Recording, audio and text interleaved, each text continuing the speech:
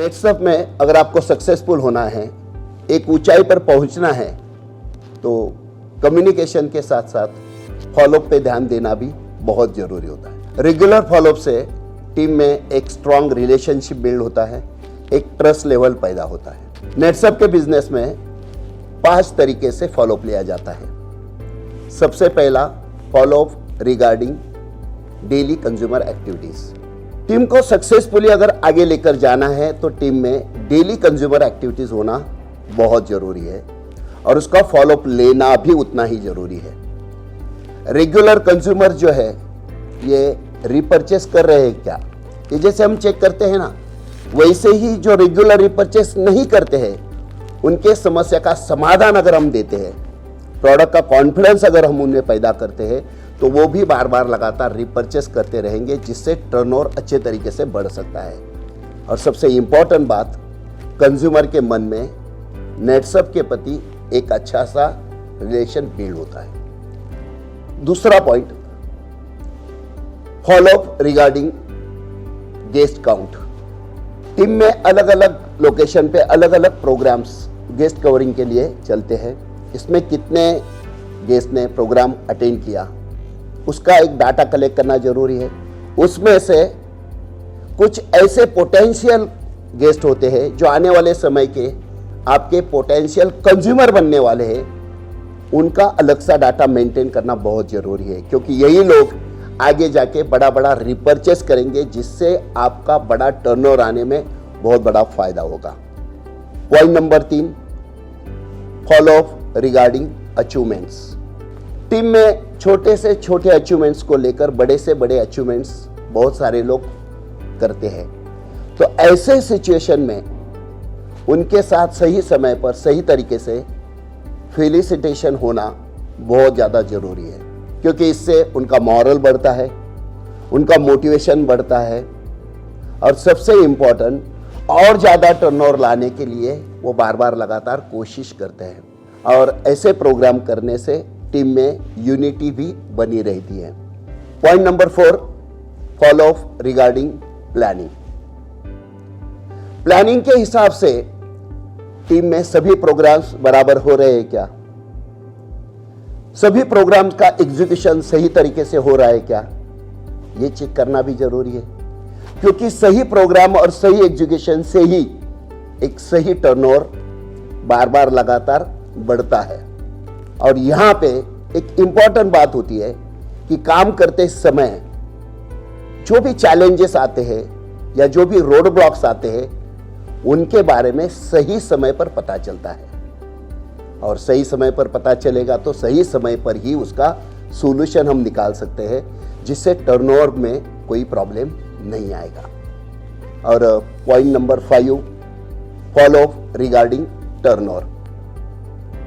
Team का turnover target कितना है और उस टारगेट को अचीव करने के लिए हर एक टीम मेंबर का अपना खुद का कितना योगदान है, इसके ऊपर अगर सही इंफॉर्मेशन हर एक टीम मेंबर को अगर हम सही समय पे देते हैं ना, तो उन्हें पता चलता है कि मेरा टारगेट कितना है, मुझे कितना ताकत लगाना है, और उस टारगेट को अचीव करने के लिए वो जान देने के लिए भी तैयार रहता है। उसमें एक अलग सा मोटिवेशन रहता है। और सोचो, जिस टीम में सब लोग एकदम प्रिपेयर्ड है टारगेट पूरा करने के लिए, उस टीम का टारगेट कितना कंटिन्यूअसली बढ़ता रहेगा। और उसका दूसरा फायदा यह होता है कि सही जानकारी होने की वजह से एक अलग सा यूनिटी टीम में रहता है।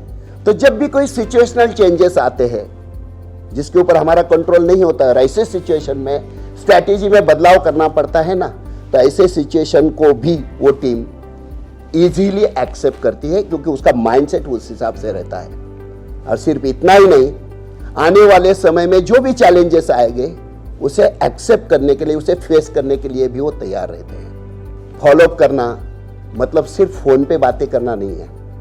फॉलोअप करना मतलब सिर्फ फोन पे फीडबैक लेना नहीं होता है। फॉलोअप लेना है तो कभी कभार आपको फील्ड पे भी उतरना पड़ेगा, अलग अलग लेवल पे लोगों के साथ काम करना पड़ेगा। जैसे कि डेली कंज्यूमर एक्टिविटी प्रोग्राम है, तो हफ्ते में 1 से 2 प्रोग्राम में आपको फील्ड में उनके साथ काम करना पड़ेगा। काम करते समय उन्हें क्या प्रॉब्लम आ रहे हैं, किस हिसाब से बातें होनी चाहिए, इसका आपको प्रैक्टिकल उन्हें देना पड़ेगा ताकि उनका कॉन्फिडेंस आपके प्रति बढ़े और आपका लीडरशिप का स्टैंपिंग और स्ट्रांग हो जाए। इसी के साथ साथ गेस्ट कवरिंग प्रोग्राम में भी अगर आप हफ्ते में 1-2 प्रोग्राम में आप प्रैक्टिकली वहां पे प्रेजेंट रहते हो तो कौन कैसी बातें कर रहा है, किस हिसाब से बातें हो रही है, टर्नओवर लाने के लिए किस हिसाब से इंपैक्ट जा रहा है, ये सारी चीजें आप चेक कर सकते हो और सही समय पर सही तरीके से आप उन्हें गाइड भी कर सकते हो, जिससे आपका नेक्स्ट जनरेशन तैयार होने में भी आपको फायदा मिलेगा। और अगर आप फील्ड पे फीडबैक ले रहे हो तो वो फीडबैक भी आपको सही मिलता रहेगा। तो दोस्तों, एक इंपॉर्टेंट बात है, नेटसब में अगर आपको सक्सेसफुल बनना है तो कंज्यूमर्स के साथ सही रिलेशन बनाना जरूरी है, टीम के साथ सही ट्रस्ट लेवल क्रिएट करना जरूरी है। अगर ये दोनों सही करोगे तो आपको नेटसब में सक्सेसफुल बनने से कोई रोक नहीं पाएगा। नेटसब में जब कोई नया आदमी लॉगिन होता है एज ए ई-टेलर, तो वहां से लेके उसका नेक्स्ट प्रमोशन होता है प्राइम ई-टेलर, बाद में लाइटनिंग स्टार, राइजिंग स्टार, तो ऐसे करते करते टॉप मोस्ट जो पोस्ट होती है दैट इज मेंटोर। तो हर लेवल पे फॉलोअप का काम ये कंटिन्यू प्रोसेस जैसा है, ये बार बार लेना ही पड़ेगा अगर उसे सक्सेसफुल बनना है और बने रहना है। तो आज मैं मेंटर हूं, उसके बावजूद भी मेरा जो हर 15 दिन का एक पीरियड होता है उसमें 6 से 7 दिन मैं लोगों से फीडबैक पे देता हूं, अलग अलग लेवल पे उनसे फीडबैक लेता हूं और 8 से 10 दिन मैं फील्ड पे भी उनके साथ प्रैक्टिकल कुछ काम करता हूं ताकि मुझे मेरा नेक्स्ट जनरेशन क्रिएट करना आसान हो जाए। अगर आपको लगता है कि नेटसब में आपको लॉन्ग टर्म ये सक्सेस कंटिन्यूअसली अच्छे तरीके से मिलना चाहिए तो आपको आपका नेक्स्ट जनरेशन तैयार करने के लिए फॉलोअप पे ज़्यादा जोर देना जरूरी है। और डाउनलाइन हमेशा सीनियर क्या बोलता है इससे ज़्यादा सीनियर क्या करता है इसके तरफ ध्यान देती है। अगर आपका फॉलोअप की तरफ अच्छे तरीके से काम रहेगा तो नीचे टीम को भी फॉलोअप की आदत लगेगी, वो उसके नीचे का भी बराबर फॉलोअप लेना शुरू करेगी। क्योंकि हम बोलते हैं ना, हम जिस इंडस्ट्री में काम करते हैं इसे बोलते हैं डायरेक्ट सेलिंग, ये हमारा मंकी सी मंकी डू वाला बिजनेस है।